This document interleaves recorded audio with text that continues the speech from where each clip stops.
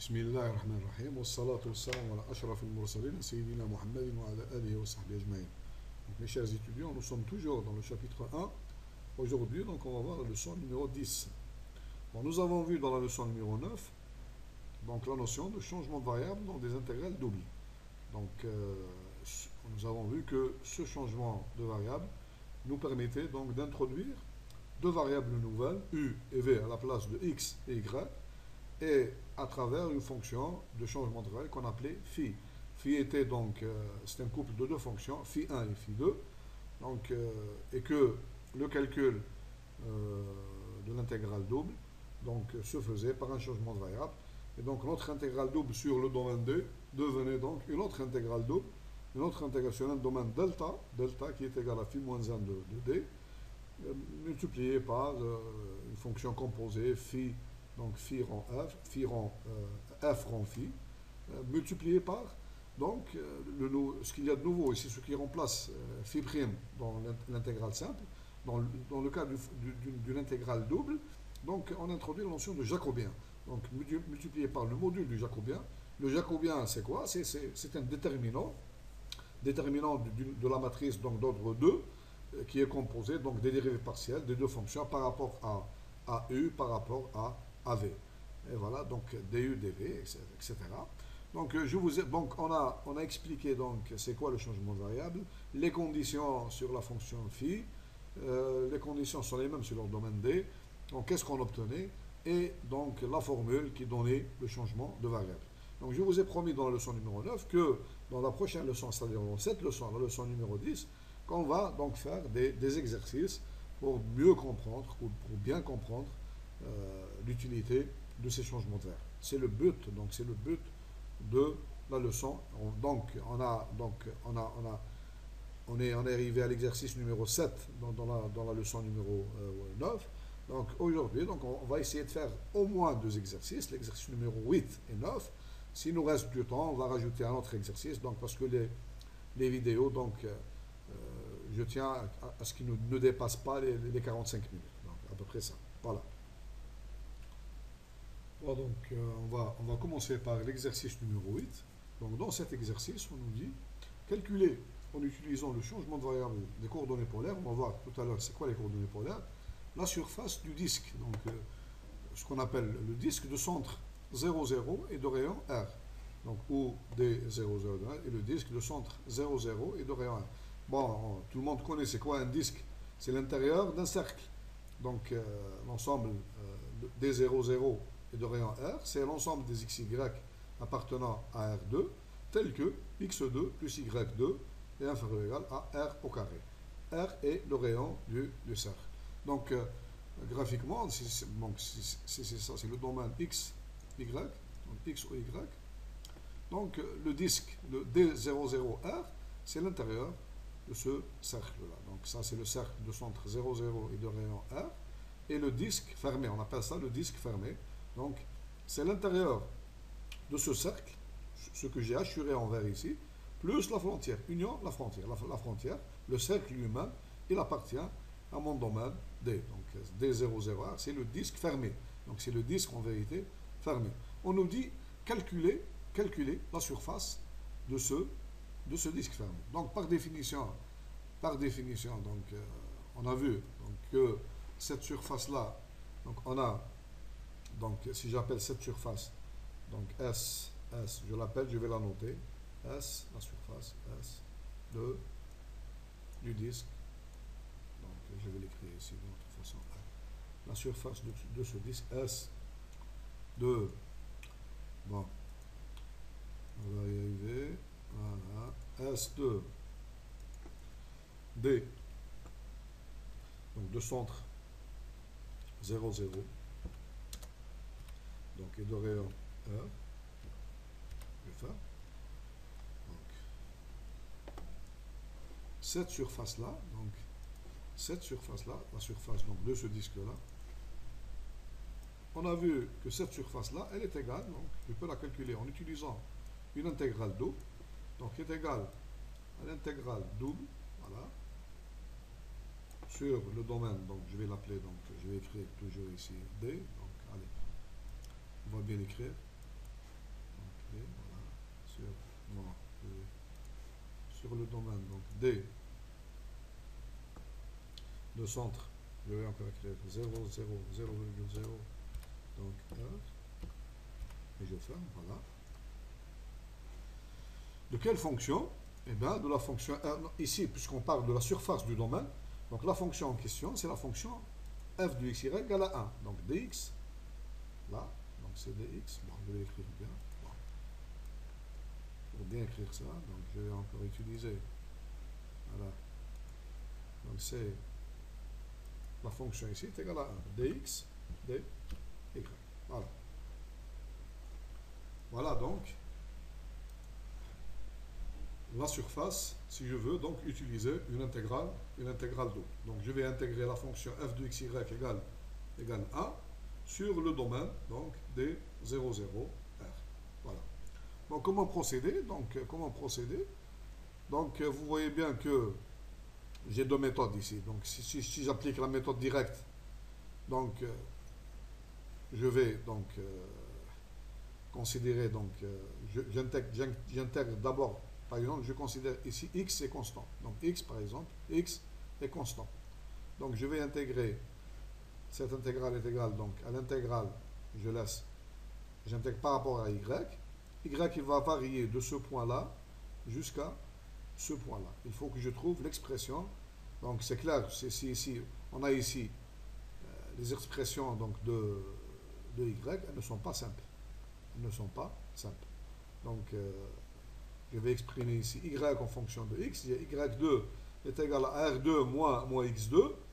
Ça veut dire que y est égal à racine carrée de R2 moins x2.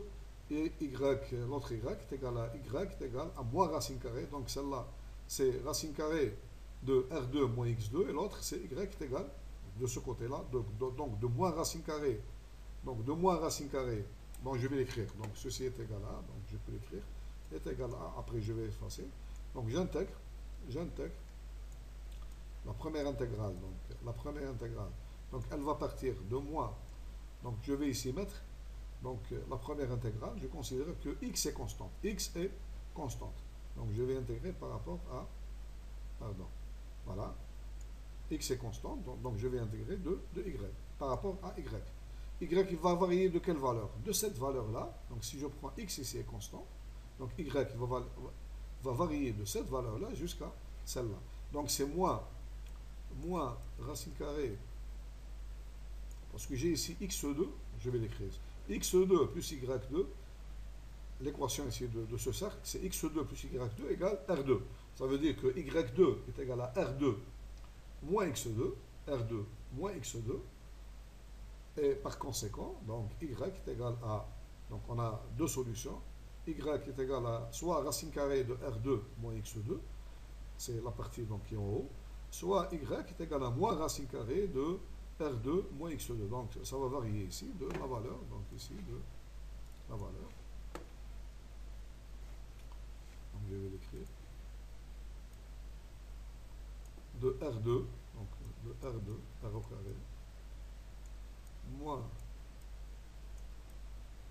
x2, voilà, jusqu'à, donc la deuxième valeur c'est racine carrée de R2, maintenant c'est jusqu'à cette valeur-là, R2,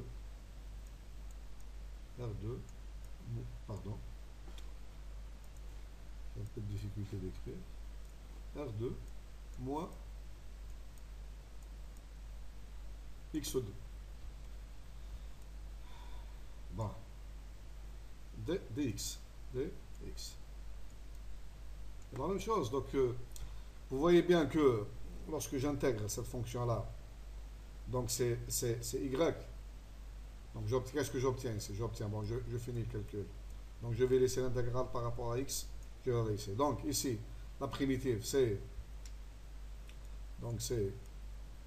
y entre des valeurs racine carrée de R2 moins x2 et moins racine carrée de R2 moins moins x2. Donc cette intégrale-là. Et après, j'intègre par rapport à x. J'intègre par rapport à x. Bien sûr, ici, x, donc il va varier, donc ici, de cette valeur-là, donc c'est de moins pi jusqu'à, ou bien de x, il va varier donc de moins pi jusqu'à, donc on a les valeurs donc simples, ce sont les valeurs de x, je vais les voir, je vais les calculer tout à l'heure, donc on va les voir tout à l'heure. Mais on va pas faire le calcul pour cette intégrale de cette façon-là, on va pas faire le calcul. Donc regardez déjà, la première intégrale déjà, elle est assez compliquée. Donc qu'est-ce que j'obtiens? J'obtiens racine carrée de R2 moins x2, moins, ça fait plus, racine carrée de R2 moins, ça fait 2, R2 moins x2. Donc on obtient racine carrée de R2 moins x2, moins, ça veut dire plus, racine carrée de R2 moins x2. Donc ça va faire 2 fois, donc ceci va me donner 2 fois. Donc,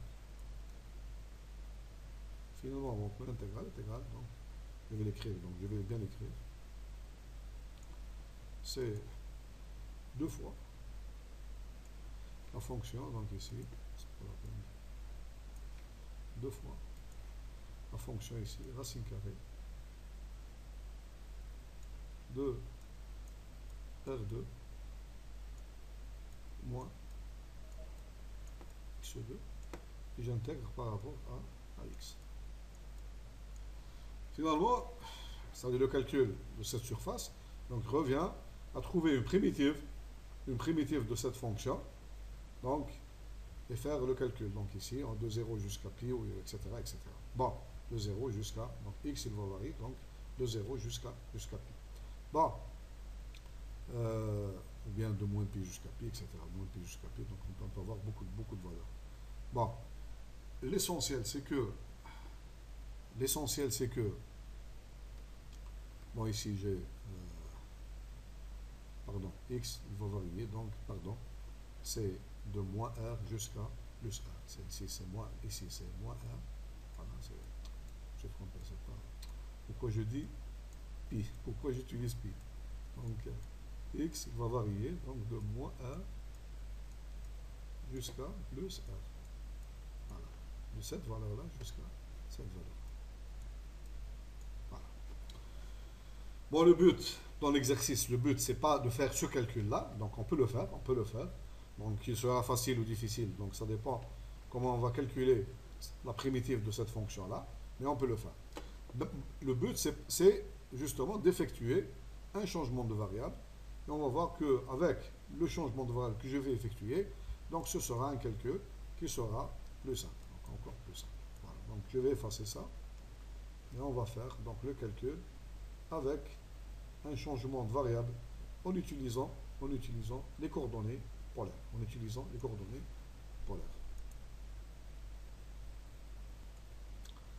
Bon, comment on utilise les coordonnées polaires? C'est que si je prends x quelconque ici, si je prends un point x quelconque, donc un point x quelconque, bon, je vais le prendre ici, un point xy, je prends un point xy qui appartient à mon disque D, le centre 0, 0 et de rayon R. Donc ça c'est le point, xy, un point quelconque qui appartient au domaine. Donc supposons que ce point, donc il est de coordonnées, donc je vais écrire ça, donc il est de coordonnées xy, voilà, x et y, donc je vais noter ici x, voilà, x et y. Bon, que vérifie x, que vérifie y. Donc d'après les coordonnées polaires, donc on voit bien que, voilà, si j'appelle cet angle-là, donc θ, donc tout le monde connaît les coordonnées polaires. Donc on a x, donc x il vérifie, donc x il vérifie. X est égal à x est égal à, donc ici, rho cosinus θ.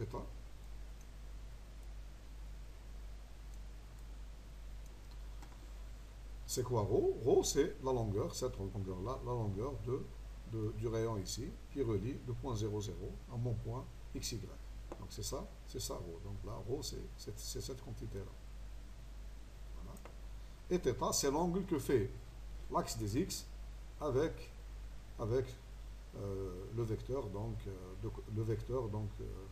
c'est la droite qui relie donc l'origine au point xy. Voilà. Donc y est égal à, au contraire, donc ici est égal à rho sinus θ. Bon, les coordonnées polaires, donc on les a souvent utilisées l'année passée, donc dans le calcul donc, des limites des fonctions de variables, etc. Donc c'est pas nouveau pour les étudiants. Donc ici on a qu'est-ce que j'ai fait en vérité? Donc en vérité, donc j'ai défini donc x, je peux écrire ici, donc x, pour être en harmonie avec les notations que j'ai utilisées avant, donc x est égal à, donc je l'ai écrit comme étant une fonction phi1 de la variable, donc θ, rho et θ, qui est égal à rho cosinus θ. Et y, c'est aussi une fonction de variable, θ, rho et θ, phi2 de rho et θ, qui est égal à rho multiplié par sinus θ. Vous voyez bien que phi1 et phi2 sont, chacune des deux fonctions, phi1 et phi2, sont des fonctions de deux variables. Les variables sont rho et θ. Donc, j'avais, donc, dans mon premier domaine D, j'avais des variables qui étaient x, y. Donc, j'ai introduit deux nouvelles variables qui sont rho et θ. Donc, et x, elle est rattachée, donc, x, y, ils sont rattachés. Donc, je peux même écrire ici que xy, donc directement x, le couple xy, d'après cette formule, le couple xy est égal à phi, la fonction phi de rho et θ, qui est égal à phi1, après les notations que j'utilise, phi1 de rho et θ, phi2 de rho et de θ, qui est égal aussi, donc je remplace, qui est égal à rho cosinus θ et rho, c'est la deuxième fonction, rho sinus θ. Voilà. Donc, pour être un peu en harmonie avec les notations que j'ai utilisées dans le théorème du changement de variable. Donc, remarquons ici que donc, le domaine de définition à quel ensemble appartient rho et θ, vous voyez bien que rho, donc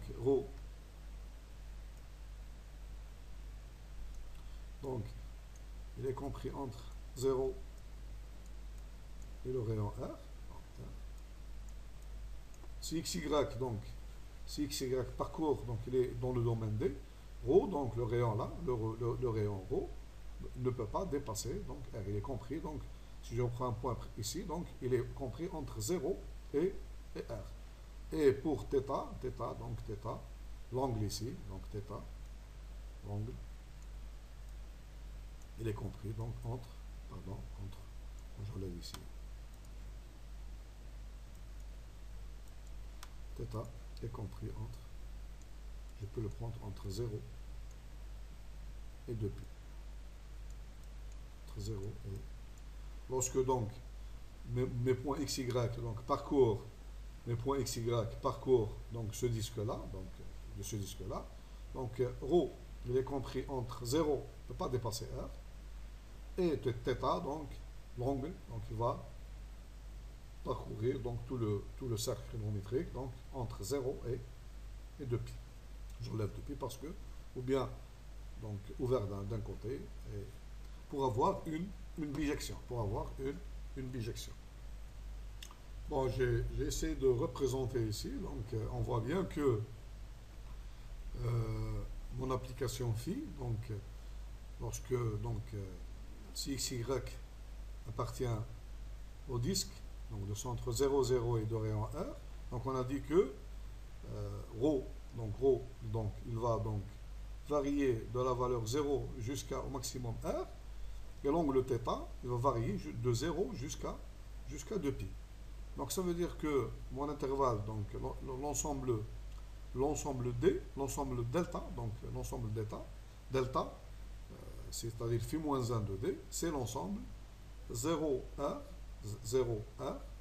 croix 0, 2π. Donc c'est un rectangle. Donc c'est un rectangle, c'est-à-dire phi moins 1 de delta, ça c'est delta, c'est le phi moins 1 parce que l'image ici, il faut comprendre ici, par l'application phi. Phi, elle va de ce rectangle-là. Donc l'image, c'est, lorsque je prends ici ρ, compris entre 0 et R, et je prends θ, compris entre 0 et 2π, je prends n'importe quel nombre ici, donc n'importe quel nombre. Voilà, ça c'est un élément, donc il faut bien comprendre, ça c'est, je prends un élément quelconque qui appartient à ce rectangle, c'est-à-dire un élément, donc ρ et θ. Ρ, donc je vais écrire ici, ρ et θ. Avec ρ compris entre 0 et R, et θ quelconque entre 0 et 2π. Je lui applique phi. Phi c'est quoi? C'est phi 1 et phi 2. Phi 1 de ρ θ est égal à ρ cosinus θ. Et phi 2 de ce nombre, je vais avoir un point qui appartient, un seul point. Donc je vais obtenir un et un seul point qui appartient, un point x, je vais avoir d'abord x qui est égal à ρ cosinus θ, et le deuxième point, donc y, ρ sinus θ, un seul point. Voilà, donc c'est une bijection entre le disque de centre 0, 0 et de rayon R, et le rectangle, donc dans le rectangle, dans les côtés sont le rectangle 0R, croix 0, θ. 0 R, croix 0, 2π par exemple. 0 R, croix 0, 2π. Et c'est l'application phi est une bijection. Donc l'image du rectangle ici, l'image du rectangle, c'est exactement phi de delta. Donc je vais l'écrire encore. Je vais l'écrire phi du rectangle. Donc je vais l'écrire encore. Delta c'est quoi? Delta, je vais l'écrire encore. Delta c'est l'ensemble des couples, donc θ, donc ρ θ. Donc je vais écrire ρ θ. Ρ et θ, les variables sont appartenant à R2, tel que quoi? Tel que ρ est compris, donc ρ est compris entre 0 et R, et θ est compris entre 0 et 2π. On appelle ça un rectangle. C'est un rectangle. Bon, on peut l'écrire aussi d'une autre façon. Donc, ceci est égal aussi. Donc, c'est aussi. Donc, est égal à 0R. Donc, c'est l'intervalle 0R. On peut l'écrire d'une autre façon. Croix 0, 2π. 0, 2π. Donc, c'est la même chose. C'est exactement la même chose. C'est ce rectangle. Et on a phi de delta. par cette application phi qui est égale phi 1, phi 2, c'est-à-dire rho cosinus θ, rho sinus θ, l'image de ce rectangle, de tout ce rectangle, est égale exactement à D, donc est égal à, donc je vais écrire ici, est égal à D, est égal à, donc D, donc de centre 0, 0, et de rayon R. Voilà. Ça me donne exactement l'image, ça me donne cette valeur. Ceci implique quoi? Pardon, c'est, voilà. Si, puisque l'application phi est une application bijective, donc elle est inversible, j'applique phi moins 1 au 2. Qu'est-ce que j'obtiens? Phi moins 1 de phi, donc j'obtiens delta, ça implique que delta est égal à phi moins 1, c'est la contre-image de l'ensemble, cet ensemble. Donc, je vais écrire encore, voilà, de l'ensemble, donc, de centre 0, 0, et de rayon. Voilà, comme vous voulez. Donc, voilà.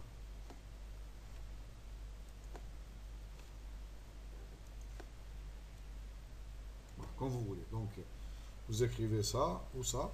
C'est-à-dire, c'est ce que j'ai écrit ici. Donc, j'ai delta,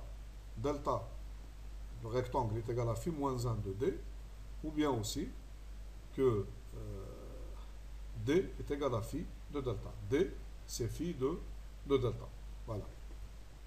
Maintenant, je peux effacer ça et faire le calcul. Donc, on va maintenant, bon, je vous laisse dans les détails montrer que la fonction phi, c'est-à-dire phi 1 et phi 2, c'est une application bijective entre le rectangle et le disque. Montrer, c'est une application bijective. Donc, je vous laisse ça à faire comme exercice. Si vous voulez, on peut la voir une autre fois. Parce qu'on a perdu déjà 7 ans. Voilà. Bon, maintenant, on va donc, qu'est-ce qu'on a besoin dans l'intégrale? Donc, on a besoin de calculer le jacobien. Donc, on a besoin de calculer des rangs phi 1 par rapport à... Donc, on a deux variables, rho et θ, par rapport à rho. Au point rho et θ.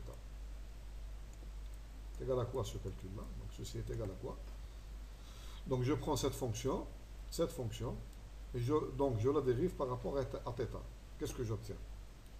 Je la dérive par rapport, donc je considère que θ est une constante, et je la dérive par rapport à rho, donc phi 1. Qu'est-ce que j'obtiens?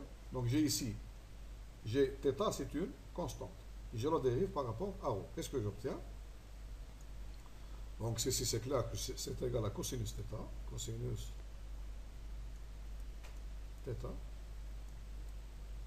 Maintenant, la même fonction, maintenant, des rangs phi 1. Donc, je la dérive par rapport à θ. Par rapport à θ.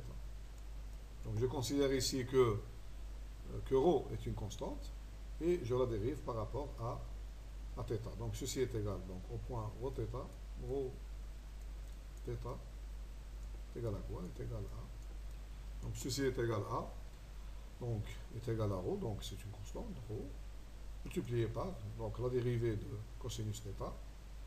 Donc, est égal à moins sinus. La dérivée de cosinus, c'est moins sinus. Voilà. Donc, ceci est égal à moins rho sinus θ. La même chose, maintenant, je passe à la fonction phi 2, des rangs phi 2, fonction phi 2. Par rapport à rho, donc au point, donc rho θ, donc ceci est égal à quoi? Donc je considère la deuxième phi 2, donc c'est phi 2 maintenant, donc j'ai rho sinus θ, la même chose. Donc je vais donc considérer que θ est une constante, et je dérive par rapport à rho. Donc j'obtiens ceci est égal à sinus, donc sinus θ. Sinus θ. Maintenant, des rangs phi 2, par rapport à, maintenant, des rangs θ, au point rho θ, est égal à, Je prends la même expression, je considère maintenant que ρ est une constante, et je dérive par rapport à θ. Qu'est-ce que j'obtiens? Donc, est égal à ρ, donc c'est une constante. Et la dérivée de sinus, c'est cosinus. Donc, c'est cosinus, θ. Et finalement, donc, je vais calculer mon jacobien, J, donc, de ρ θ, de θ, fonction, est égal à quoi? Donc, on a dit que ceci est égal à, donc, c'est le déterminant, donc, donc, je vais le mettre ici, déterminant, de quoi? D rang phi 1 sur D rang O, ρ, c'est-à-dire cosinus θ, donc ceci, donc, la première, D rang phi 1 par rapport à ρ, donc c'est cosinus θ, je vais écrire cosinus θ. La deuxième, c'est D rang phi 1 par rapport à D rang θ, donc c'est moins ρ sinus θ.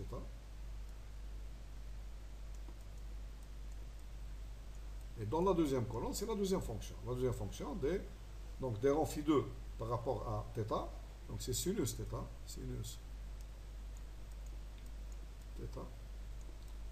Et enfin, la deuxième, c'est ρ cosinus. La dérivée de sinus, c'est cosinus. Voilà, exactement. Donc ça, c'est mon jacobien. C'est un déterminant, donc je vais le calculer maintenant. Calculons ce jacobien, donc est égal à, ceci est égal à, donc ρ, donc j'obtiens ρ cosinus multiplié par cosinus, donc c'est cosinus carré θ, moins, regardez, moins, et ici j'ai donc moins ρ sinus carré θ, moins ρ sinus carré θ. Ceci est égal à quoi? Est égal à, donc, moins c'est plus, donc ρ facteur de cosinus carré θ, plus sinus carré θ. Et ceci est égal à ρ. Donc, on a dit que pour avoir donc une bijection, l'application phi soit bijective, donc il suffit de prendre ici le jacobien différent de 0, c'est-à-dire il suffit de prendre ρ strictement positif. Donc on est dans les conditions. On a ρ qui est strictement positif. Ρ est strictement positif. Bon. Donc finalement, notre intégrale, l'intégrale, donc maintenant je reviens au calcul de l'intégrale. L'intégrale double, bien la surface, cette intégrale-là, donc S, donc l'intégrale double, sur mon domaine D, de centre 0, 0 et de rayon R, je vais l'écrire comme ça, donc de dx, dy. Lorsqu'on fait le changement de variable, qu'est-ce qu'on obtient? Ceci est égal à quoi? Est égal à, donc l'intégrale double sur quel? Ça c'était le domaine D. Donc c'est sur delta. Maintenant, phi moins 1 de D sur le domaine delta. Sur le domaine delta, c'est delta qui est égal à phi moins 1 de D. Donc de quoi? De la fonction f, donc ici j'ai dx, donc c'est la fonction a, la fonction identité. Donc c'est la fonction identité. Bon, puisqu'on a ici la fonction constante qui est égale à 1, donc elle reste constante ici aussi. Donc f en phi, donc elle reste constante. Qu'est-ce qu'il me reste ici? Donc multiplié par donc, la valeur absolue du jacobien. Le jacobien aussi est égal à ρ qui est strictement positif. Donc j'obtiens ici seulement, il me reste ρ. Ça, c'est la valeur du jacobien. D ρ d θ. Et vous voyez bien que la deuxième intégrale, elle est nettement plus facile à calculer que la première intégrale. Donc la première, n'oublions pas que, premièrement, je vais intégrer dans un rectangle qui est facile, donc le calcul sur l'orthographe, il est facile. Deuxièmement, Donc, la première, il y avait donc des racines carrées, donc etc. etc. Bon. Bon, le calcul ici, il est très simple. Le calcul ici, il est très simple. Donc, je vais faire le calcul. Donc, il est très simple. Donc, je peux prendre, bon, je vais vous montrer que, par exemple, je prends ρ constant. Je vais prendre ρ constant. Si ρ est constant, donc, θ, il va varier de quelle valeur? Il va varier de 0 jusqu'à 2π. Jusqu'à 2π. Donc, ceci est égal à l'intégrale sur le rectangle. Donc, si je prends ρ est constant, bon, je peux directement trouver la surface de ce rectangle, donc directement. Donc vous voyez bien que ceci est égal à quoi? Donc est égal à R multiplié par 2π, donc directement. Je vais trouver 2πr, 2π multiplié par R, donc c'est la surface de ce rectangle. Mais je vais le trouver en utilisant les intégrales doubles, donc la formule de Fubini. Donc lorsque je fixe ici donc ρ, donc ρ qui varie entre 0 et, pardon, entre 0 et R, 0 et R. Donc θ, il va varier, donc θ, ici θ, il va varier entre la valeur, cette valeur-là, qui est égale à 0 et 2π. Entre 0, on a ici les deux fonctions sont des fonctions constantes. Donc les fonctions, la première c'est la fonction 0 et la deuxième c'est la fonction 2π. Donc il va varier de 0 jusqu'à 2π. Voilà. Donc j'ai intégré, parce que j'ai mis ici ρ est constante. Donc la première, donc ρ est constante. Donc j'intègre par rapport à θ. Et maintenant c'est des... Ceci est égal, bon faisons le calcul. Donc on va montrer que c'est égal à 2πr. Donc la fonction qui est à l'intérieur,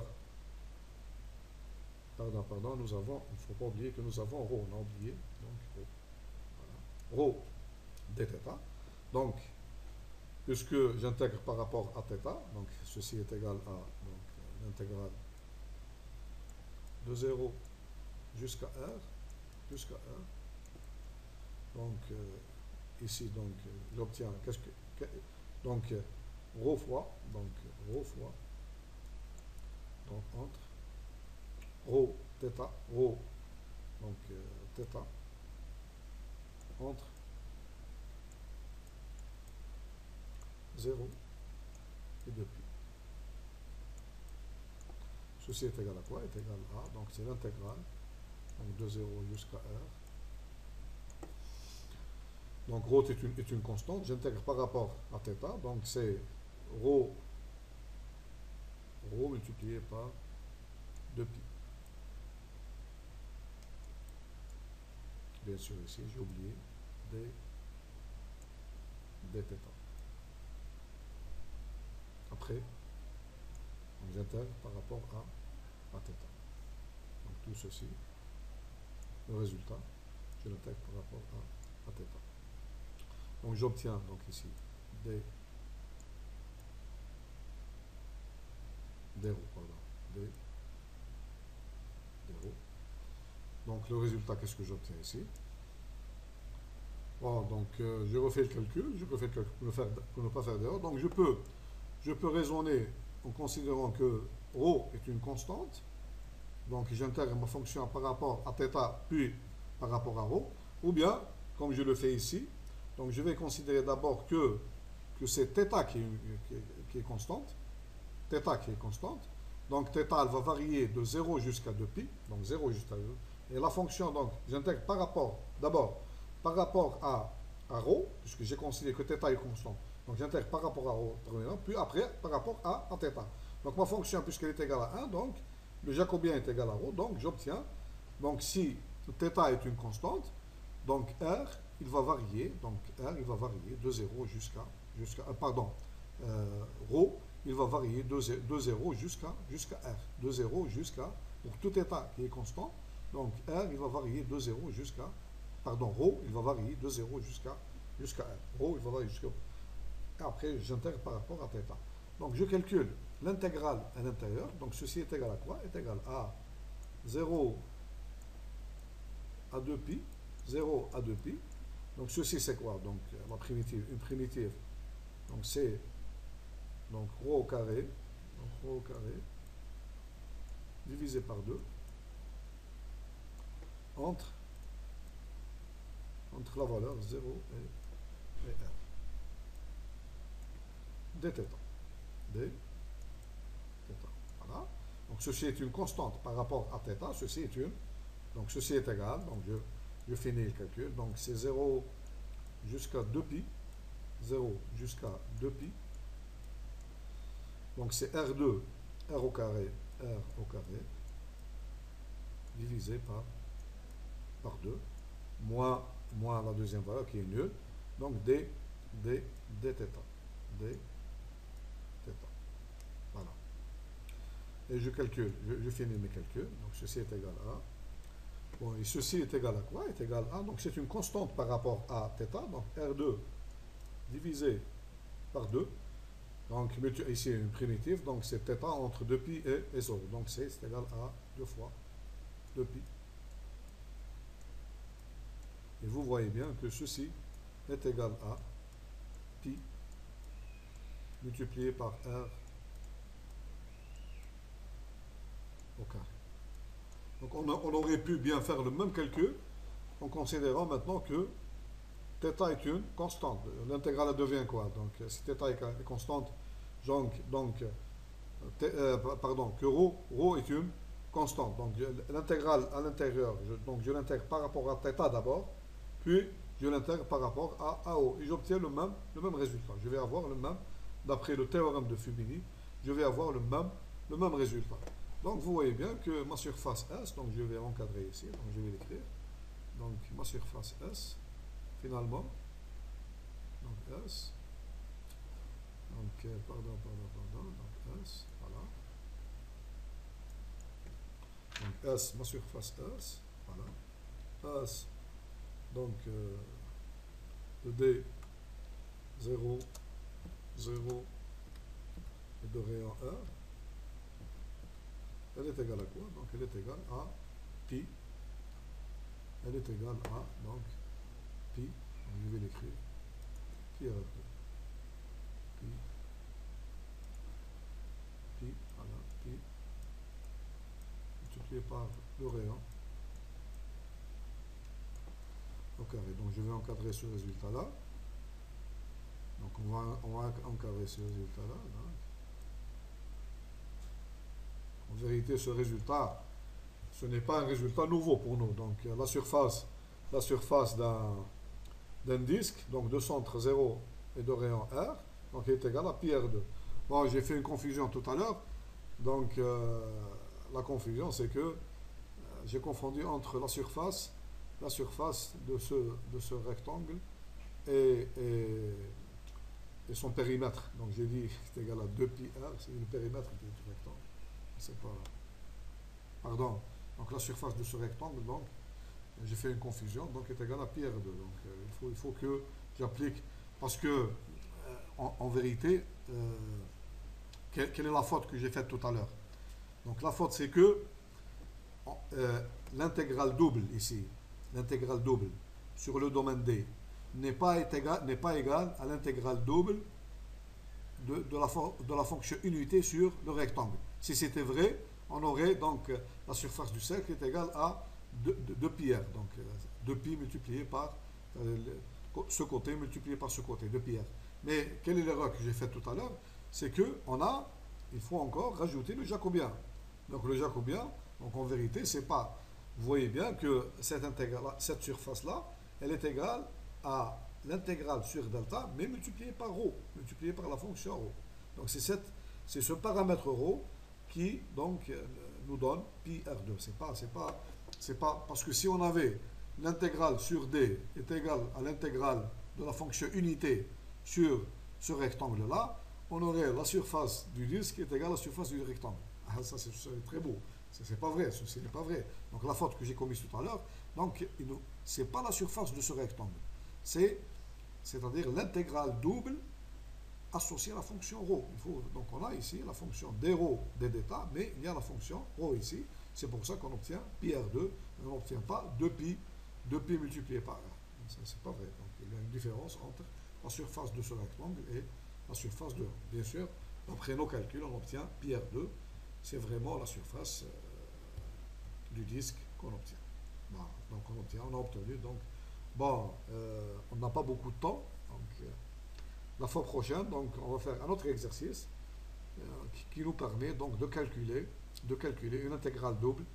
Donc, vous voyez bien que le calcul il est devenu plus simple. Donc, tout à l'heure, on avait des racines carrées, etc., etc. Le calcul, il est devenu plus simple. Bon, et pour finir ce cours, donc, pour les gens qui ont oublié donc, le théorème sur le graphe, donc vous avez ici devant vous le théorème du changement. Donc, c'est exactement ce qu'on a fait dans l'exercice. Donc, on a introduit une fonction phi. Donc, ici, au lieu d'avoir UV, donc on a ρ et θ. Donc, ici, notre domaine delta, c'était un rectangle. Donc, 0, R, 0, 2pi. Et le jacobien, lorsqu'on a calculé, donc les deux fonctions, donc c'était ρ cosinus θ, ρ sinus θ. Donc, ce qu'on a calculé ici, donc l'intégrale sur D. Donc, ici, la fonction est égale à 1, mais ici, on obtient 1 aussi. Mais là, on obtient ρ. Et donc, sur l'intégrale delta ρ, on a calculé, on a trouvé pi r 2. Voilà.